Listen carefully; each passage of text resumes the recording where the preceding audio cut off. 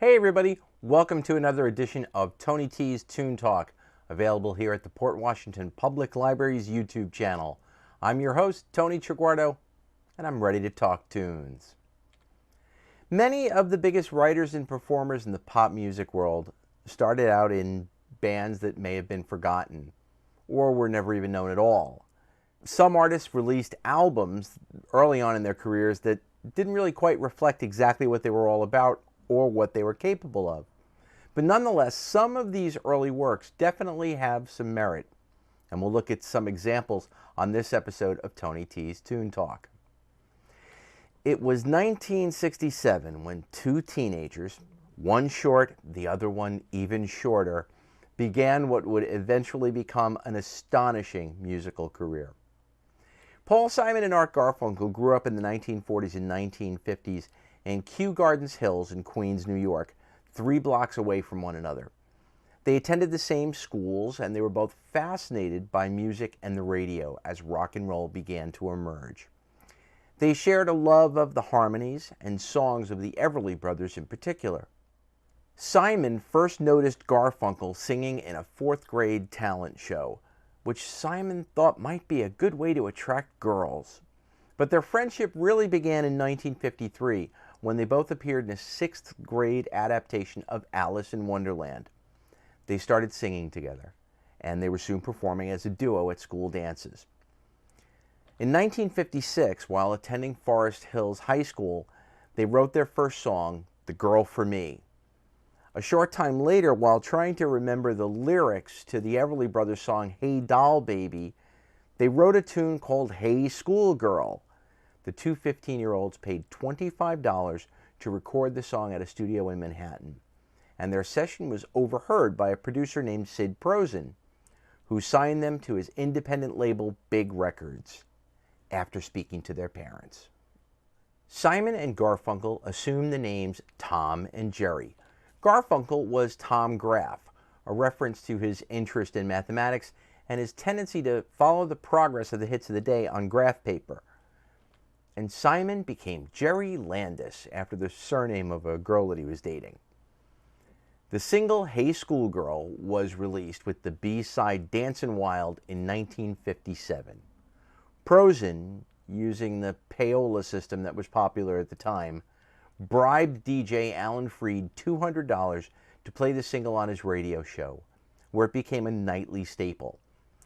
But "Hey Schoolgirl" also managed to attract regular rotation on nationwide AM pop stations, leading it to selling over 100,000 copies and to land on Billboard's charts at number 49. Prosen promoted the group heavily, getting them a headlining spot on Dick Clark's American Bandstand alongside Jerry Lee Lewis. Amazing. Simon and Garfunkel shared approximately $4,000 from the song, earning 2% each from royalties. Prosen kept the rest. The duo released 3 more singles on Big Records, but none of them were big successes. After graduating from high school in 1958, the duo continued their education, feeling that they needed something to fall back on in case that elusive next hit never came. Simon studied English at Queens College, and Garfunkel studied architecture before switching to art history at Columbia University. While they were still signed to Big Records as a duo, Paul Simon released a solo single under the name True Taylor. Art Garfunkel regarded this as a serious betrayal, an emotional scar that would occasionally be picked at throughout their relationship. Their solo careers now beginning in earnest, Art Garfunkel started composing and recording under the name Artie Gar. Paul Simon recorded with the Mystics and Tico and the Triumphs, and wrote and recorded under the names Jerry Landis and Paul Kane. He also wrote and performed demos for other artists, and even worked for a while with Carole King and Jerry Goffin. After graduating in 1963, a mutual interest in the blossoming folk scene prompted a Simon and Garfunkel reunion. By late 1963, while both were still in college, they started billing themselves as Kane and Gar, and they performed at Greenwich Village clubs, passing the hat at open mic performances. They soon attracted the attention of a Columbia producer named Tom Wilson, an African-American jazz musician who would also become the key architect of Bob Dylan's transition from folk to rock. Wilson's endorsement and the duo's performance of The Sound of Silence at their audition secured them a deal with Columbia Records. This time, there were no stage names used. Simon & Garfunkel's debut studio album, Wednesday Morning 3 a.m., did not sell well, but when Tom Wilson added electric instruments to their recording of Sounds of Silence a few years later, the duo would finally score that follow-up hit single, only 7 years after Hey Schoolgirl. Many of the songs recorded by Tom and Jerry, Artie Garr, Paul Kane, Jerry Landis, The Mystics, Tico and the Triumphs, etc., can be found on various compilations on CD and on the HOOPLA streaming service. There's some really enjoyable music to be found among these tracks, with all of it having that light, early 60s pop vibe. And in many cases, you can hear the seeds of greatness that was to come.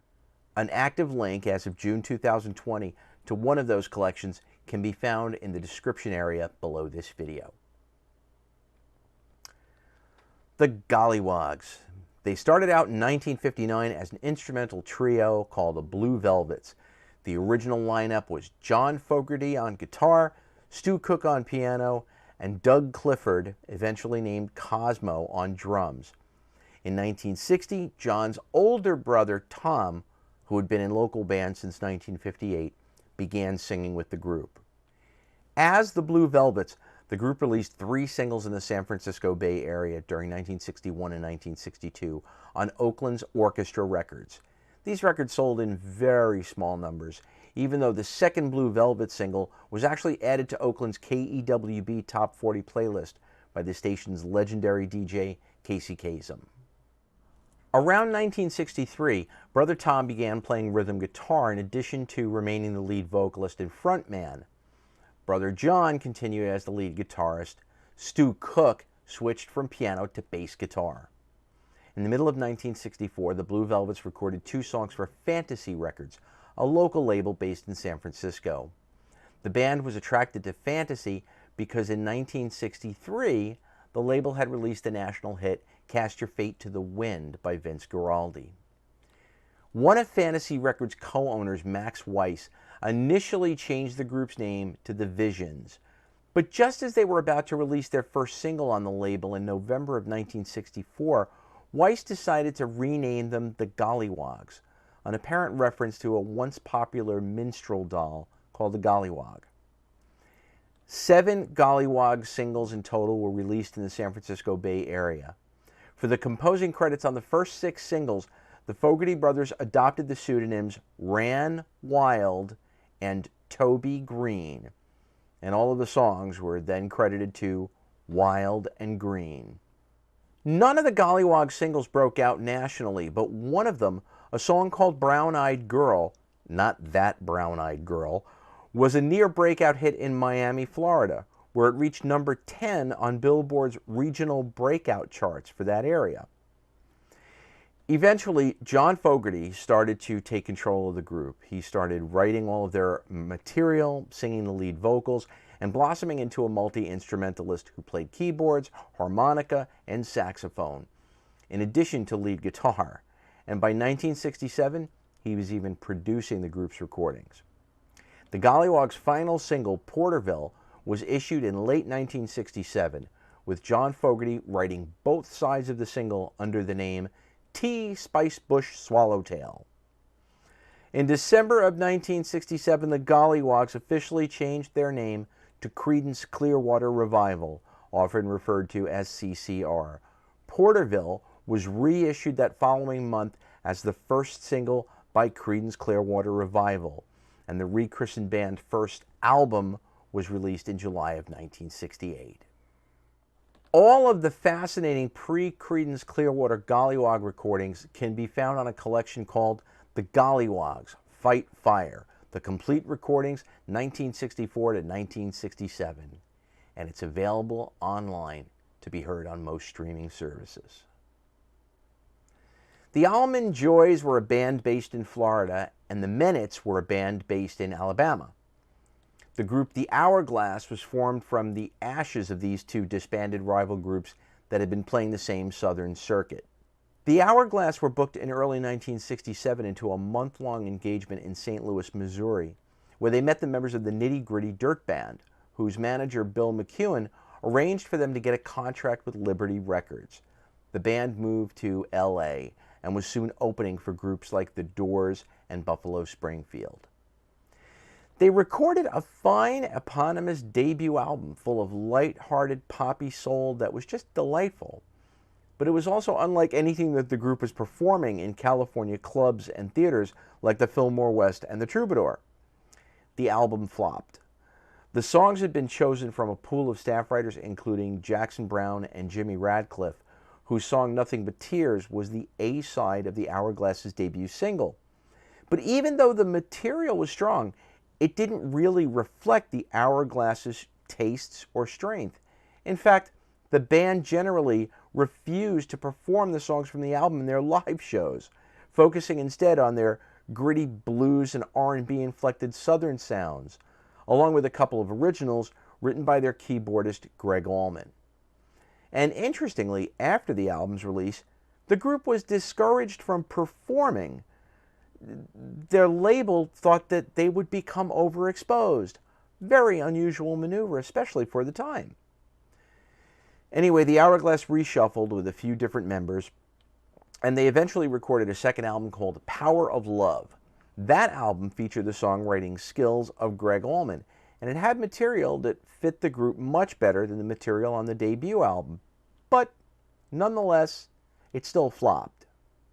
In a last-ditch effort, the band members left Los Angeles to go to work at the legendary Fame Studios in Muscle Shoals, Alabama. There they recorded a handful of tracks that really showed their full potential in the studio. After these tracks were rejected by Liberty Records, the group returned to the Southeast, did a few more gigs, and called it quits. Brothers Duane and Gregg Allman went to Jacksonville, Florida, where they joined up with a folk rock group called the 31st of February that featured drummer Butch Trucks. The other band members returned to Alabama to do session works at Muscle Shoals. After the 31st of February's demos were rejected by the group's label, Gregg Allman decided to go back to Los Angeles to pick up the pieces of the Hourglass deal with Liberty Records. Gregg recorded several tracks in LA with studio musicians. He released a remake of Tammy Wynette's country hit Divorce, D-I-V-O-R-C-E, on Liberty under the name Gregg Allman and the Hourglass. Well, when that single also failed to chart, the plans for a third Hourglass album were scrapped. Duane Allman had rejoined his former Hourglass bandmates in Muscle Shoals, where he met a drummer named J. Mo Johansson. The musicians recruited bassist Berry Oakley from the Jacksonville psychedelic blues band The Second Coming, and when they found themselves impressed with Second Coming's guitarist Dickie Betts' playing, Duane decided to add him to the fledgling lineup as well.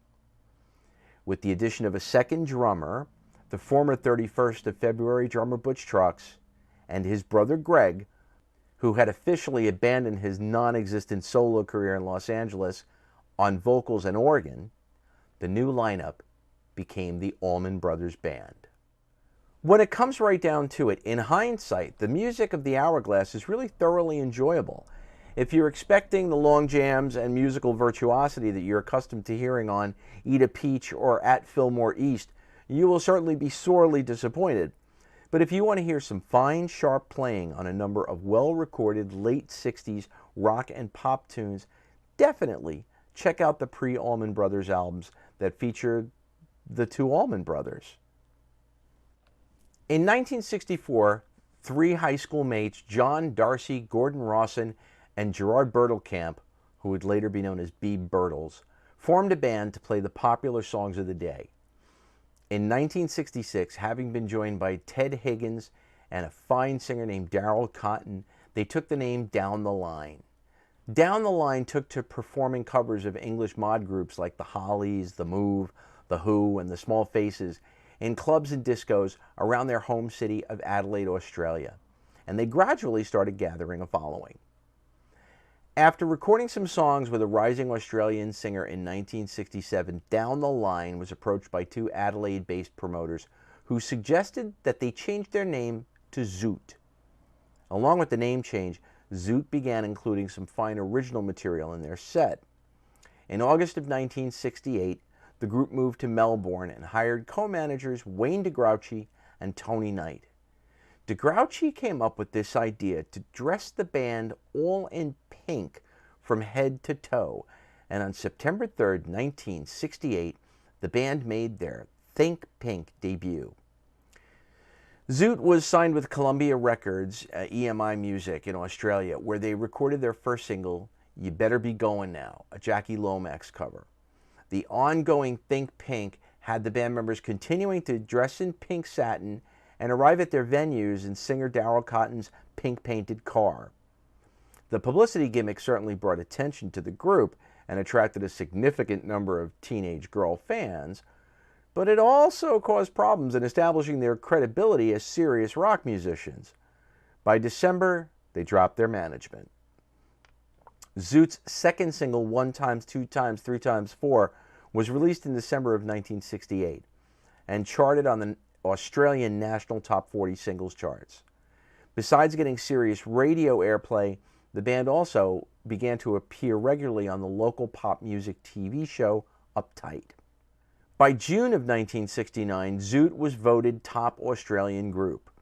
In September 1969, the band's guitarist departed and was replaced by a fellow named Rick Springfield, who had made a name for himself in Australian bands like Icy Blues, the Mappa Blues Band, and Wickety Whack.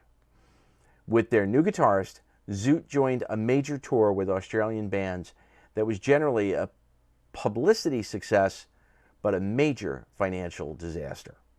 For Zoot, it also brought about increased media ridicule. Peer envy and scorn was thrown at them from their detractors, who took to calling them pretty pink pansies. In December of 1969, the band made headlines when they were assaulted by street toughs in Brisbane. So by early 1970, the band members had had enough of the garish pink outfits and the associated harassment and physical abuse, and they rid themselves of their bubblegum teen idol image by burning their outfits on the TV music show Happening 70. In April of 1970, Zoot promoted their new single, Hey Pinky, with an advertisement in Go Set magazine, which featured a nude picture of their buttocks. Hey Pinky was a hard-charged, guitar-oriented song that failed to chart. The rebellious song openly mocked the group's detractors as well as their previous management.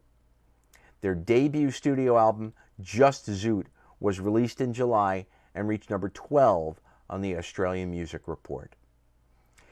In December of 1970, Zoot released a tremendous hard rock cover of the Beatles song Eleanor Rigby, which became their most popular single to date when it reached number 4 in March of 1971. It remained in the top 40 for 20 weeks and reached number 12 on the top record charts of the year. The next single, The Freak, backed with Evil Child, another hard rock song, was released in April of 1971 and peaked in the top 30.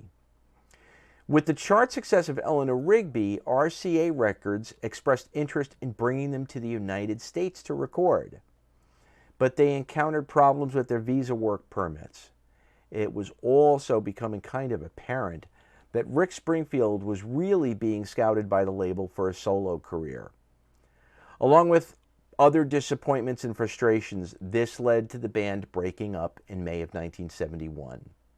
Bea Birtles would go on to form the Little River Band. The band members would remain friends, and they'd even reunite for a brief tour in 2011, shortly before the passing of lead singer Darrell Cotton. The members of Zoot actually announced in February of 2020 that they would be putting together their first tour of Australia since 1971, and they would be dedicating the event to the memory of their departed friend and bandmate. Meanwhile, Zoot's entire output, a fine blend of late 60s and early 70s pop, psych, and rock, can be found on many online streaming services. Three of the musicians featured on the only album by the folk rock outfit Milkwood also recorded what is considered one of the greatest debut albums of the 1970s. Rick Ocasek and Benjamin Orr first met in Columbus, Ohio in the mid-60s, where they performed as a duo and together in various bands. They moved briefly to New York, but they finally settled in Boston in the early 70s. Their first successful venture in their new hometown was a group they called Milkwood, a band seemingly heavily influenced by Crosby, Stills and Nash and other practitioners in the singer-songwriter movement. The band was signed to Paramount Records. In addition to Ocasek and Orr, credited on the Milkwood album by their real names Ocasek and Orzechowski, Milkwood featured a fine lead guitarist named Jazz Goodkind. There were also several supporting musicians on the album, including future Cars bandmate Greg Hawkes on saxophone. 9 of the 10 tunes are written by Ocasek, with Orr providing the down-home tune Lincoln Park. Milkwood sounds nothing like the Cars. While the Cars' music is driving and insistent, Milkwood's is laid back and mellow. Where the Cars' music is edgy and angular, Milkwood's is relaxed, bordering on lazy. And for me, that means there's some highly rewarding material on their album, How's the Weather? The opening track, With You, With Me, has shifting tonalities and lovely, sensitive, positive, hopeful lyrics. It's almost like a primer on singer-songwriting pop. The song Time Train Wonder Wheel treads a line between folk rock and psychedelia, and it comes to a big hypnotic jazz rock ending, provided and arranged by Greg Hawkes. Very reminiscent of the Zombies, actually. On the whole, Milkwood is, interestingly to me, very close to the early music of the great Brinsley Schwarz, particularly this band's very fine self-titled debut.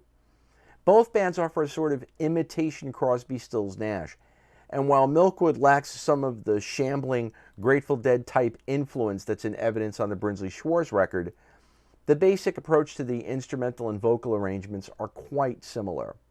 But we'll talk more about Brinsley Schwarz in another episode. How's the Weather never charted, and Milkwood disappeared without a trace. Ocasek and Orr, under their new names, went on to Richard and the Rabbits, Captain Swing, and finally, ultimately, the Cars.